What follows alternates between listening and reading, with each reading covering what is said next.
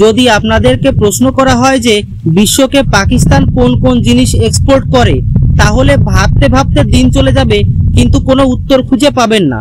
কিন্তু যদি বলি 3টি জিনিস এক্সপোর্টে পাকিস্তান দুনিয়ায় নাম্বার 1 অবস্থানে বসে আছে, তাহলে অবশ্যই আপনাদের কান খাড়া হয়ে যাবে। হ্যাঁ বন্ধুরা, একদমই সঠিক বলছি এবং প্রমাণও দেখাবো এই ভিডিওতে। তার আগে একটাই অনুরোধ, চ্যানেলটি সাবস্ক্রাইব করে বেল আইকনটি প্রেস করবেন, যাতে প্রতিদিন এই রকম ইনফরমেটিভ ভিডিও আপনাদের সামনে দ্রুত পৌঁছে যায়। তো বন্ধুরা চলেন শুরু করি। পুরো বিশ্বে পাকিস্তান 3টি জিনিসের এক্সপোর্টে নাম্বার 1, সন্ত্রাসী, গাধা এবং ভিখারি।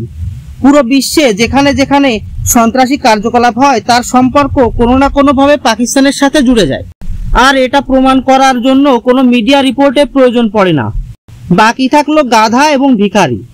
স্ক্রিনে দেখুন, পাকিস্তান চীনকে বিপুল পরিমাণ গাধা এক্সপোর্ট করে, আর এই গাধার সংখ্যাও পাকিস্তানে দিন দিন বেড়েই চলেছে। না, পাকিস্তানিদের গাধা বলছি না, গাধাকেই গাধা বলছি। আর যাদের এই নিউজ বিশ্বাস হচ্ছে না, কৃপা করে গুগল সার্চ করে সত্যতা যাচাই করে নেবেন।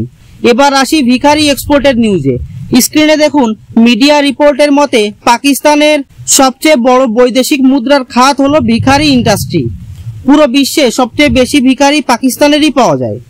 আরব দেশগুলোতে তো এতই ব্যাপকভাবে এই ভিখারিরা ছড়িয়ে আছে যে সৌদি আরব পাকিস্তানকে শাসিয়েছে যেন পাকিস্তান তাদের দেশের ভিখারিদের উপর লাগাম লাগায়। কিন্তু কে শোনে কার কথা? কারণ দেশ চালাতে পাকিস্তানের একমাত্র বড় আশা হলো এই ভিখারিরা।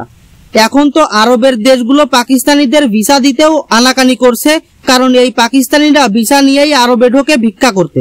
যাই হোক, যে দেশের আয়ের একমাত্র বড় খাত দেশের ভিখারিরা এবং যে দেশের প্রধানমন্ত্রী বিভিন্ন আন্তর্জাতিক অর্থনৈতিক সংস্থার কাছ থেকে ভিক্ষা নিয়ে নিয়ে কোনো মতে দেশ চালাচ্ছে, তারা এখন অন্য দেশকে ইনভেস্টমেন্টের স্বপ্ন দেখাচ্ছে। হ্যাঁ বন্ধুরা, কথা হচ্ছে পাকিস্তান ও বাংলাদেশ নিয়ে।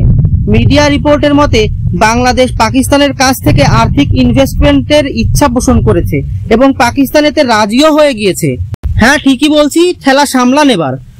বর্তমানে বাংলাদেশের অর্থনৈতিক অবস্থা শোচনীয়, কিন্তু তাও পাকিস্তানের তুলনায় ভালোই বলা যায়। আর এখন গরিব বাংলাদেশ ভিখারি পাকিস্তানের ভিক্ষার টাকায় নিজেদের অর্থনীতিকে স্থিতিশীল করার স্বপ্ন দেখছে। জানি যে নতুন বাংলাদেশ পাকিস্তান প্রেমে মজনু হয়ে গেছে, তাই তো ঢাকায় জিন্নার মৃত্যু দিবস পালনের অনুষ্ঠানে জিন্নাকে রাষ্ট্রপিতা ঘোষণার দাবি উঠেছে। পাকিস্তানের কাছ থেকে বাংলাদেশ তোপের গোলা কিনতে চলেছে। এখন থেকে পাকিস্তান এবং বাংলাদেশের সন্ত্রাসী জিহাদিরা একে অন্যের দেশে অবাধে ঘুরে বেড়াবে এবং একঘেয়েমি কাটাতে যেখানে সেখানে বোমা ফাটাবে।